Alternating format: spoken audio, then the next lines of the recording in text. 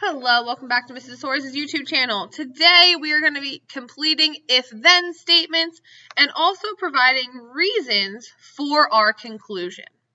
This is really important when you write proofs because you're going to be given pictures and certain facts, and then you're going to have to use those facts to prove triangles are congruent. So let's take a look at the first one. So AB bisects CD. We have to know what that means. That means it splits it right down the middle. So if AB splits up CAD, that means angle.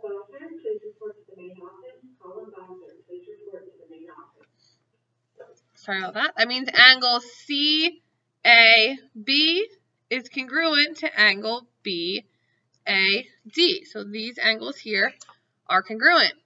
And our reason is AB is an angle bisector, which we talked about in chapter 1. Remember, those things can't fall out of your head. We got to retain some information.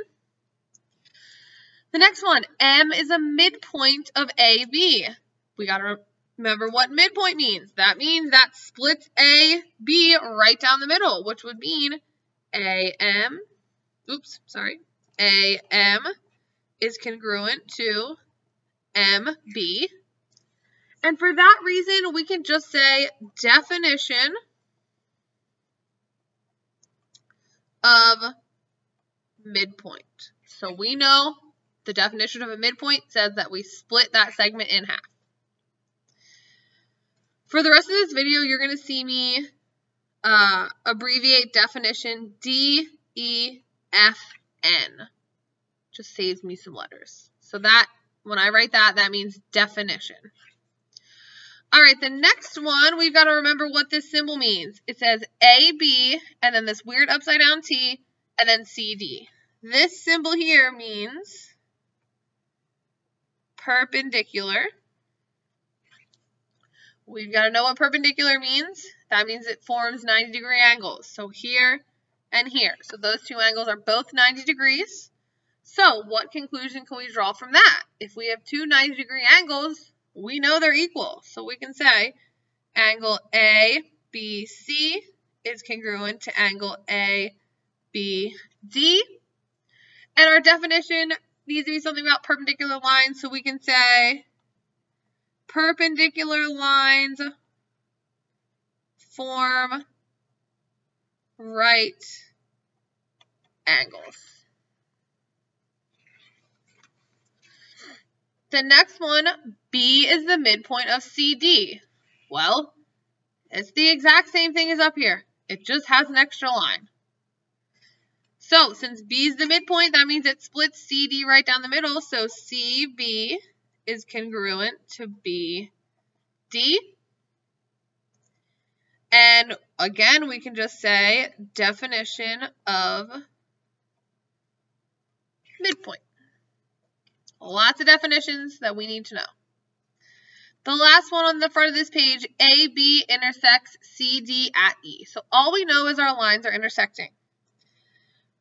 What type of angles are formed by intersecting intersecting lines?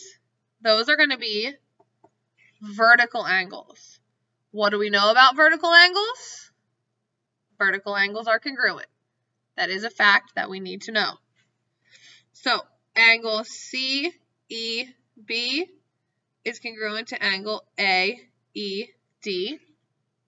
Now, there's actually two pairs of vertical angles here. We could also say angle CEA is congruent to angle BED.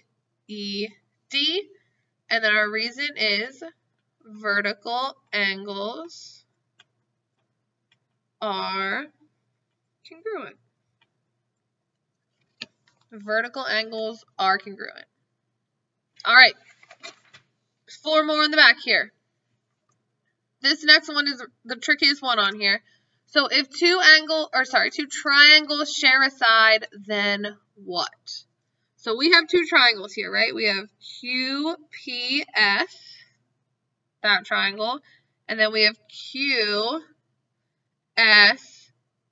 So we have two triangles here, triangle 1, triangle 2.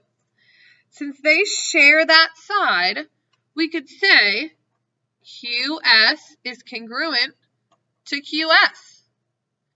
And we've got to remember that property. It's like if you're looking in the pool, what is staring back at you? Your reflection. So that is the reflexive property. Reflexive property. This one is extremely important. We will use it a ton once we get to writing proofs. All right, next we've got QS is a median. So this is the same picture, but now we're not worried about the shared sides. Now we're telling you that QS is a median. We need to remember that a median goes from the vertex to the midpoint of the opposite side. So we got a midpoint.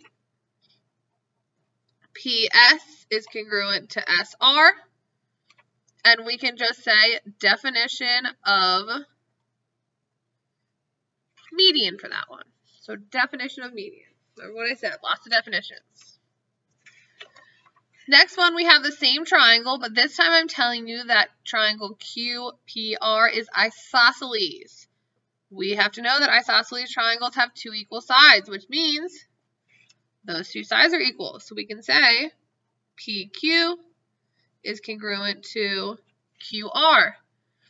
Remember, since these two sides are equal, it means their opposite angles are equal.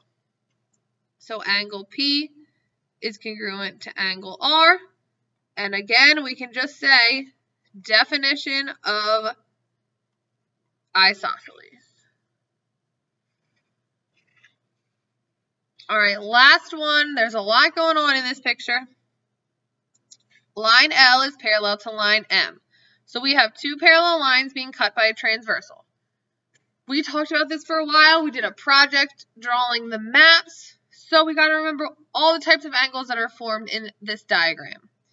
The first one, we've got angle 2 is congruent to angle 6. Or we could say 1 is congruent to angle 5, 3 and 7, 4 and 8, because those are corresponding angles. Corresponding angles. I'm just going to abbreviate CA. Next, we could say angle 3 is congruent to angle 6. So 3 and 6. Those are alternate interior angles. So I'm going to abbreviate that AIA. We also could have said 4 and 5 there, right? I'm just going to give one example of each. And then we've also got angle 2 is congruent to angle 7. Those are alternate exterior angles.